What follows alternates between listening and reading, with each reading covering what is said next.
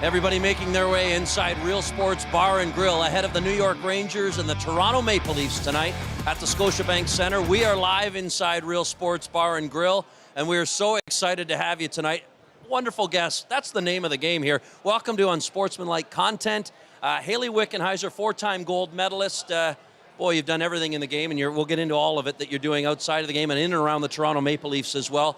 And Julia Teixeira. I knew I was going to stumble, but I wanted to get it right. You were the co-host of Jocks and Jills with Tessa Bonhomme, covering all things PWHL. Thank you, ladies, so much for being here.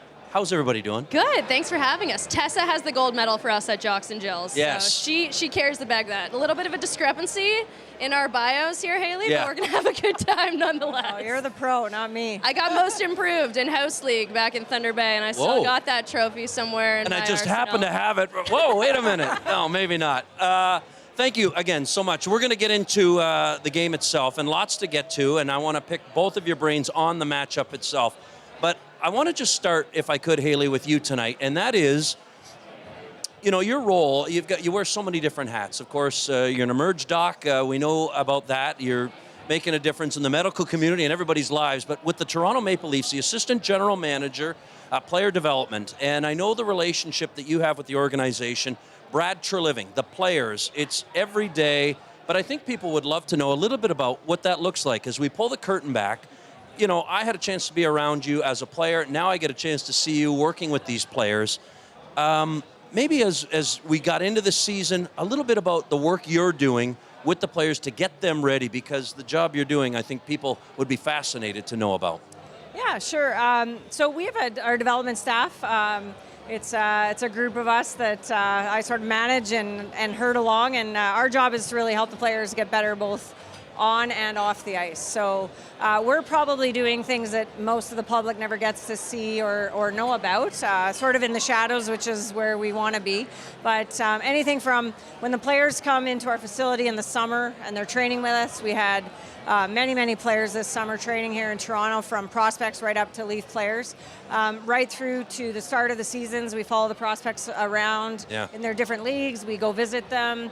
The Marlies, we were just on the ice this morning with the Marlies doing some development there, helping them try to get to the next level. And then the Leafs on the daily, our staff on any given day is on the ice usually before or after practices, working with the players. And it's the star players in the lineup right on down to the scratch guys trying to stay in the lineup on any given day. So it's kind of a full service on and off the ice role that we have, and you get to really know the players and understand them, and sort of get excited when they have their successes along the way as well. Sure, and maybe just an idea of the program that you guys set out, and maybe how you relay that program with the players back up to the reports that you have to give Brad. Yeah, so every player in the organization, whether they're in or out of our control, we have a plan. We have a development profile for them, from their physical fitness, their strength, their conditioning, their nutrition demands, right onto their goals on the ice. We're following the prospects around the world where they're playing, and my job with Brad is to sort of relay progress. If there's any issues, fix them, hopefully before they get to Brad. But then also with the Marlies and the Leafs, the same thing. For talking with John Tavares about what he wants to do in the offensive zone, playing more on the PK.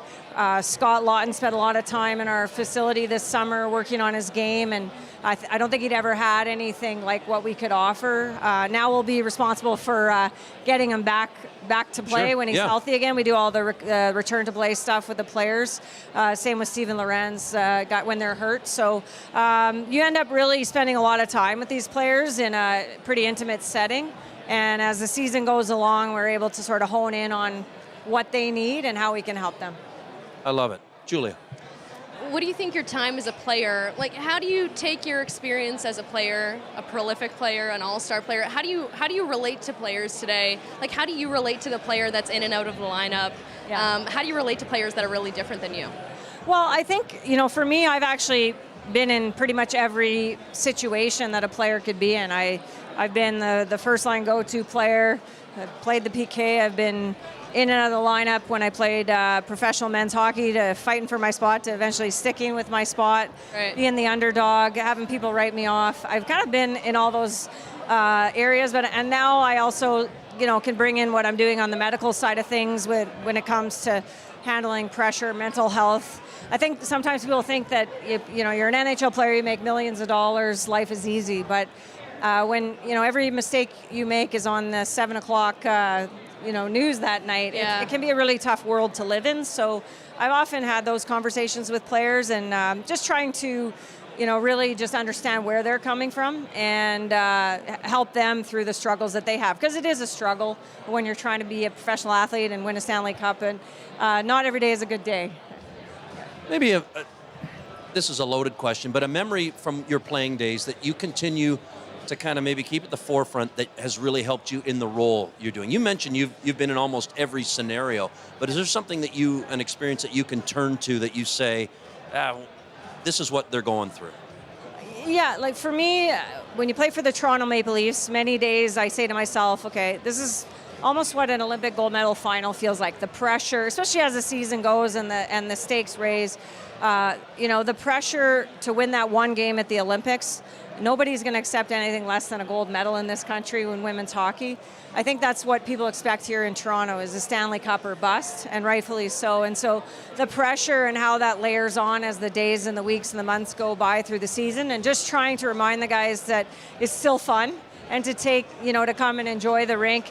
Pressure has to come and pressure has to go. It can't remain there all the time, or you get buried and you play slow. So I think just having those little tiny conversations wherever it might be, if it's in the meal room or just on the ice with players, I really do know what that feels like in those big moments. I've seen you working behind the scenes, and I've certainly seen a snippet of with the on ice and with your staff. I just think it's fantastic. And those younger players, you mentioned, older guys that gotta know what they're doing and you can help. But I wonder, first round picks like last year's, and how you can kind of develop that relationship, be another sounding board, but also kind of help them as well. You probably feel, the feedback a little bit more than most. Yeah, I mean, you look at a player like, let's take Easton Cowan for an example. When Easton was drafted a couple of years ago, right away our staff is working with him, trying to develop him. I always tell the players, we'll help you as much as you want to help yourself. So as much as you're going to invest in your career, we're right there alongside. And so it's just kind of meeting them where they're at. He had some maturing to do, development both physically, mentally, emotionally, all those things. You're a young kid, you really don't know. And just watching him over the last few years develop, where early on we would sort of maybe step in and try to do a little more. And then when they start to sort of figure it out, you back away. And his performance and what he's been able to do so far this season is all because of him and the work that he's done. But we're there to support it as they grow. And if they need a kick, we'll do it. And sometimes if they need a hug, we'll give that too. Yeah, I love it. Julie, Olympics? Yeah, I can't sit next to you and not talk a little bit of women's hockey. We know we're in Olympic year here in 2026. Kind of an interesting one, too. Hilary Knight has announced that it's her last Olympics. I think people around women's hockey are circling players like Marie-Philippe Poulin, wondering if it'll be her last Olympics, too. So many legends going into what might be their last game. Do you have any memories going into, did you know it was your last Olympics when you went into it? Did the preparation differ at all when you knew it was later in your career? Not really. I mean, for me, I didn't really know it would be my last Olympics when I went into it. I played a couple of years after that. But I think every Olympics, you're preparing like you're going to win that gold medal. Both the Americans and the Canadians are, no matter what. And I found that as the years went by, it actually got harder. I had more anxiety and more stress, probably because I knew more. Yeah. And when you're younger and you don't know as much, you just are oblivious to a lot that goes on. But as the years go by, I sort of compound. I've heard a lot of performers in music and movies and things like that tell me the same thing. So the anxiety for me, it built, and especially that 2014 Olympics, we had a pretty terrible year in the lead up, and it worked out okay in the end. But it was a comeback game for the ages too. So I'm sure this Olympics will be fantastic. Canada, the U.S., everybody's expecting a big game, but we'll see what countries like Finland, Sweden, and maybe the Czech Republic. They've come on strong in the last few years as well. And you never know. Sweden upset the U.S. in the 2006 Olympics. Yep. I remember watching it in the warm-up room as we were getting ready to go on the ice. And yeah, the Olympics is a funny thing. You only get one chance to do it. Well, listen, I know you have a lot of work to do tonight. Thank you so much for stopping by. We really appreciate it. Continued success and the great work you're doing. Actually, speaking of a young player, earlier today, I had a chance to go one-on-one with Matthew Nyes, went a little off the rails. Have a look.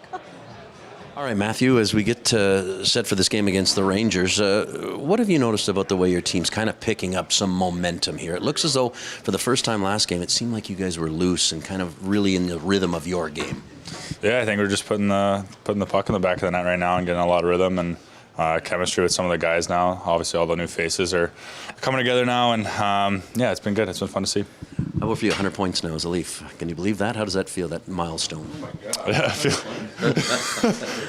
it feels great. Yeah, it's cool. Yeah. Nothing like bragging about yourself in front of the guys, but obviously it's a milestone, and one you won't think about now, but it has to feel good knowing that you're a young guy with some success in this league.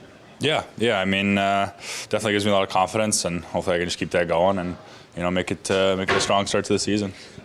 We're right in the line of fire. It's great. Let me ask you about playing with another young guy, and that is Easton Cowan, as he's kind of come up and played on your line for a couple of games. What have you noticed about him as the player and the person? Yeah, he's been great. He's become super mature as a player and a person.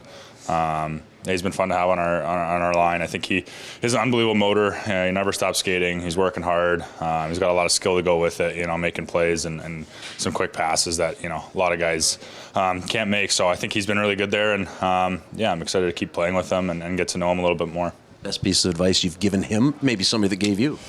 I think just have confidence in your game. Play simple. Play hard. Try to over communicate. Get to know everyone and make sure you're talking out there all the times. We're going to take a puck or a stick in the back of the head. I'll let you get to it. Thanks for doing this. I appreciate it. Thanks.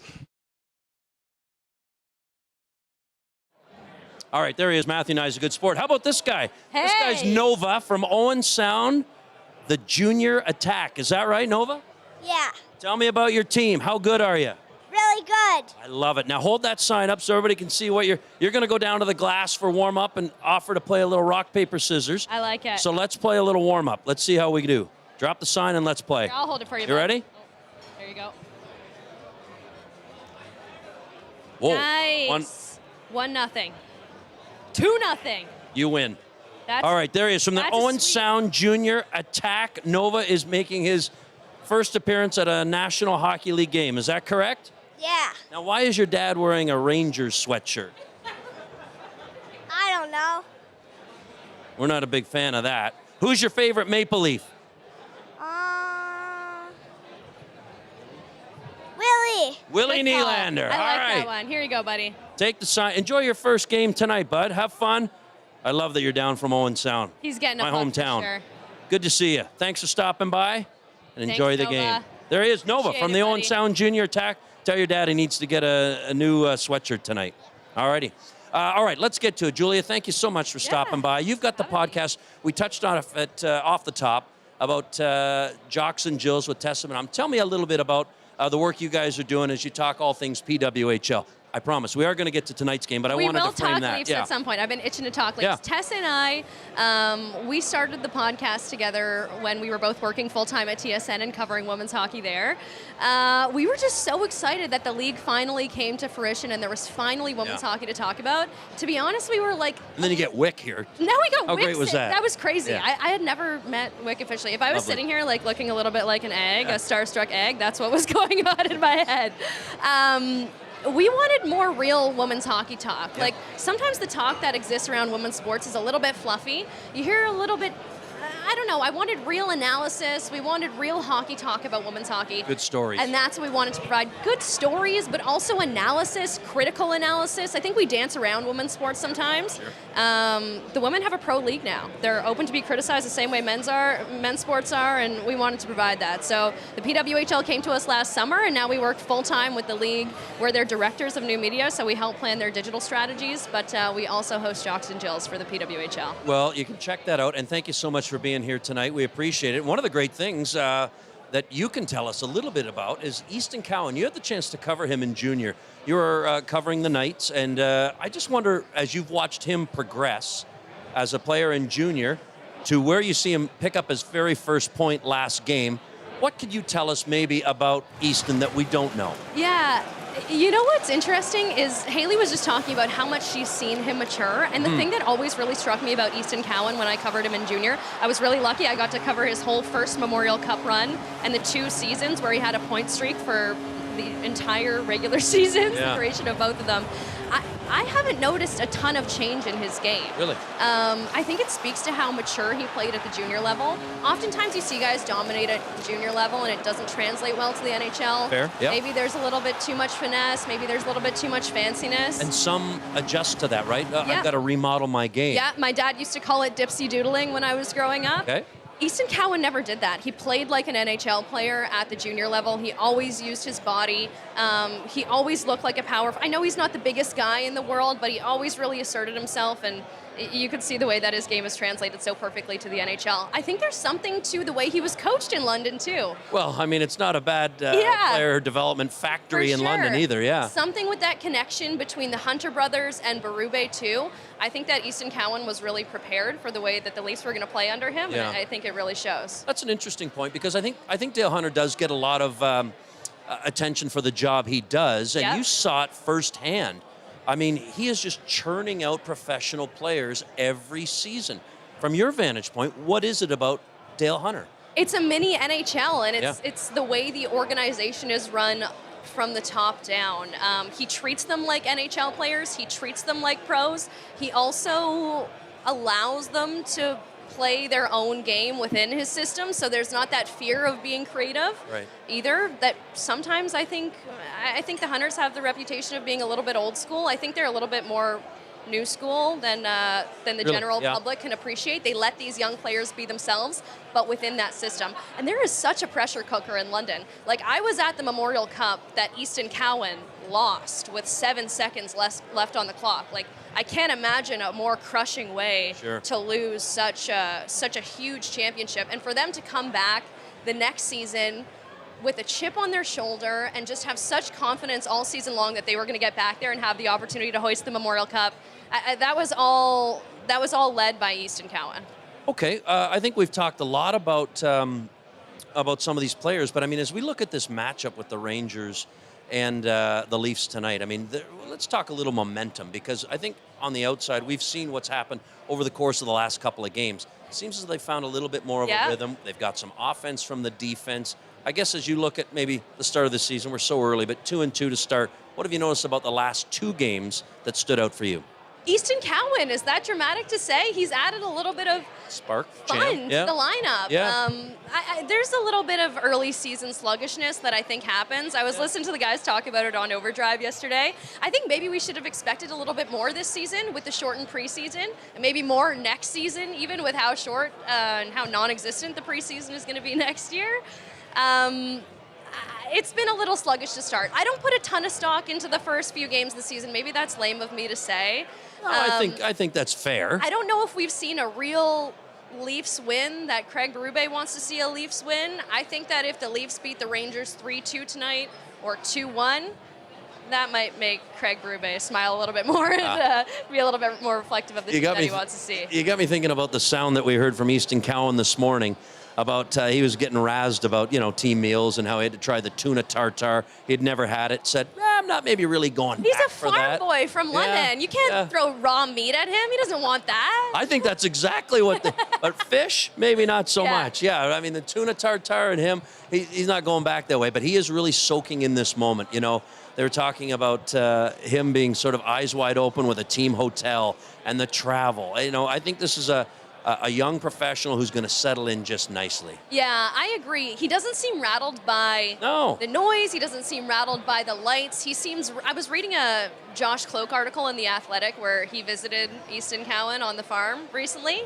And he asked him straight up, like, the media attention. Everybody knows Toronto's a little bit louder than most places. We just saw kind of a former London Knight leave town kind of on the backs of how loud things were. And Easton Cowan, does not seem bothered by it at all. You can, even the way Haley was just talking about him, he seems really strong mentally, and even just from seeing him around. Interesting thing about Easton Cowan is when I was working at TSN, one of the strangest things I've ever done in my career, Ryan, was on-ice interviews in the middle of the Memorial Cup. Can you imagine such a thing? Yeah, it's TV great. time out. They'd send me out on my skates and All I'd interview eyes. players. All eyes How'd you feel on about me. those laser beams? The first one I did was with Easton Cowan. Oh. And honestly, props to him because I was thrown off and I was the reporter. He was in the middle of playing a game and I waved him over on the ice to center ice and come talk to me in between TV timeouts. He was so professional and so kind to me about it. Yeah, I have nothing He gets but good it, right? things to Those say. big moments, the bright lights, he's able to handle it. Just a quick thought, too, as we kind of shift back to the matchup itself. What did you make of, the fact that we talked about that rhythm that they're starting to get, but just the idea, too, that they got a little bit of offense from the defense. Yeah, they needed that, I think. I think it was something that they lacked last season a little bit. I've actually really liked Morgan. I know he wasn't one of the defensemen that contributed to offensively, but it feels like the leash is off on Morgan Riley a little bit. He's not meant to be a defensive defenseman. He's an offensive guy. Morgan Riley's at his best when he's jumping up in the rush, and He's a proud player, too, right? Like, Yeah. he took the challenge upon himself. Yep. He knew he had more. He's giving more. He's quarterbacking that power play, so that's so great. I was just so thrilled, too, for a 34-year-old in Oliver Ekman-Larsson. Yes. He had a 3-point night, a goal and 2 assists. Certainly you'll take it. I know he's an offensive guy. He's been there before, but just the idea, too, that, he's getting rewarded on a night when, they needed a little spark, and there was some secondary scoring, and he was a guy who provided it. And a short time ago, I had a chance to catch up with the defenseman. I just saw Callie walk in ahead of you. Thanks for doing this. He said that you guys are sharing a ride every now and then, and some Swedish music to get you going on the drive in. How do I get my hands on this playlist? Yeah, it's called Bolaget Records.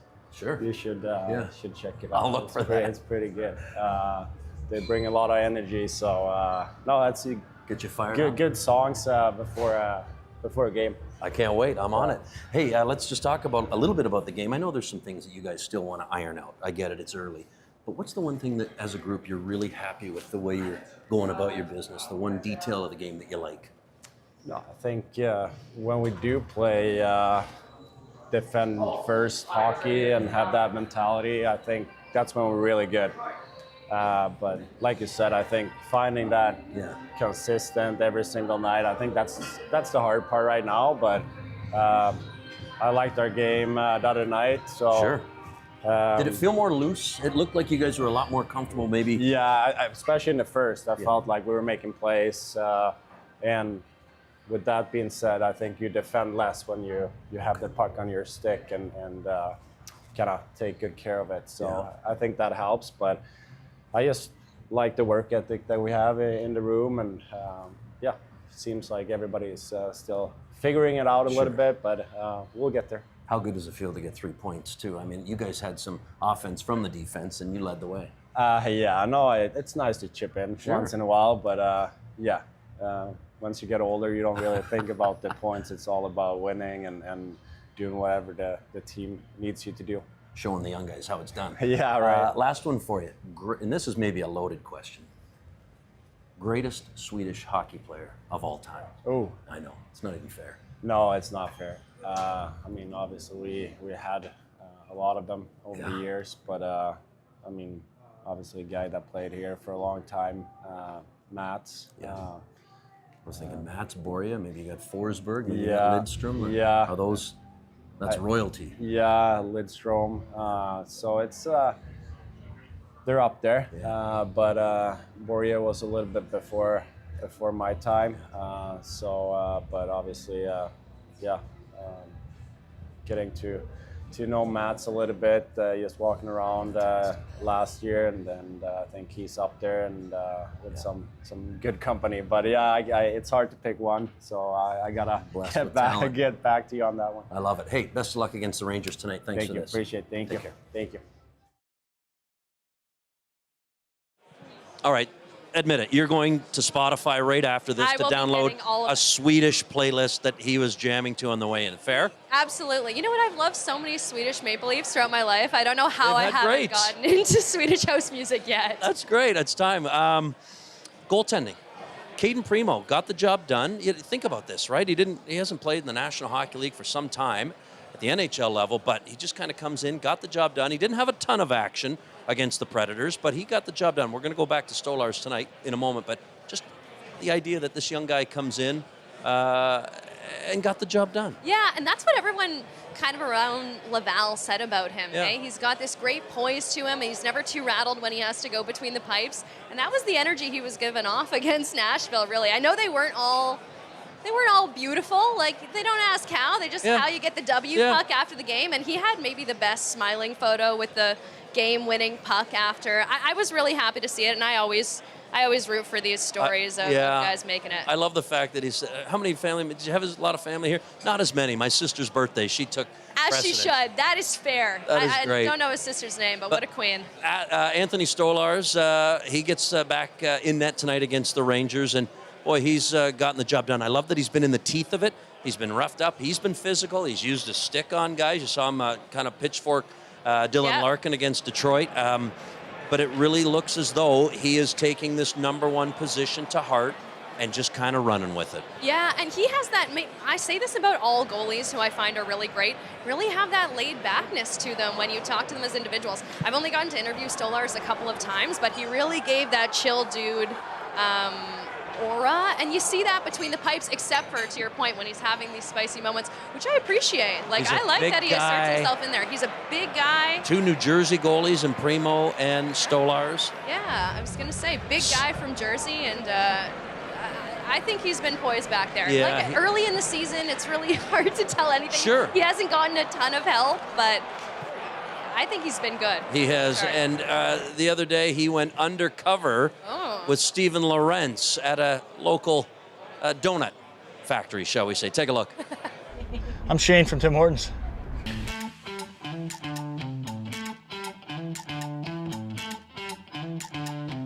What's up?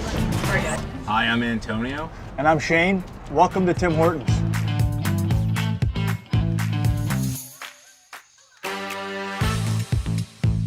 Okay, give you a pack each. Perfect. Do you guys like some hockey cards? Yes. There you go. One for you. One for you. Perfect. Oh, man. Whoa. Relax. Are you the goalie? Yes, I am. Stolarz? Yes. Can I get a picture with you? Absolutely. All right. Get the Tim. Is this the Tim Hortons guy? You're not allowed to duck out. Dude, I'm just you're part Shane. of the show here. He's a player as well. All right, I'll come over. I'm Shane from Tim Hortons. That's got to make the bit, right? Tell me that's going to make it. You want a hockey cards? Hockey cards? Hockey cards are back! Donuts! You're like, you guys picked the two tallest guys other than Beast? Go Leafs! Tim's NHL hockey cards are back. Yeah. That's good. We're good. Shameless. Love it. Yeah. You just saw Steven Lorentz a moment ago. He was available to Craig Berube tonight. Not going to get him in the lineup tonight. He's obviously going with that winning formula, the guys that got him here the last couple of games. But he's been putting the work in on the ice. Just such a good character guy. You know they want to get him back soon. But nice to know that he is available the moment Craig needs him. Absolutely. Skating around there on the ice this morning. I wonder how many people just watched that feature and kind of kicked themselves. Were like, wow, I was served by Stolarz. Yeah. And I didn't even realize I love it. They're too happy. You'd think these guys aren't hockey players. Gun to my head, I Just wouldn't smiley. have thought they were NHL players.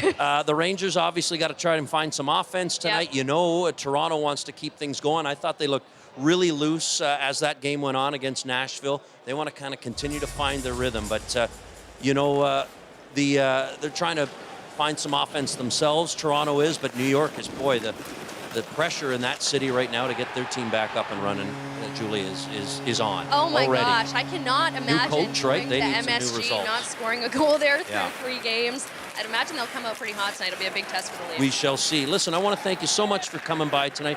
Continued success with the PWHL, and you can find Julia and Tessa on Jocks and Jills, covering all things PWHL. You said you were missing the boys' game, though. A little bit. I You miss grew up the a Leaf boys. fan. It's cute. The boys have a league of their own. I enjoy watching it. Well said.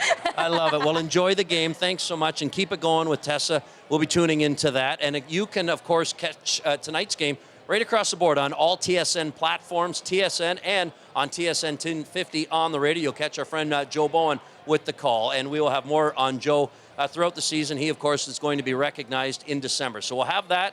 She is Julia Torchetti. Beautifully said. Finally get it right. Thank you so much for stopping by, Julia, and enjoy the game, everybody. Thanks to everybody for being here at Real Sports Bar and Grill and on Unsportsmanlike content.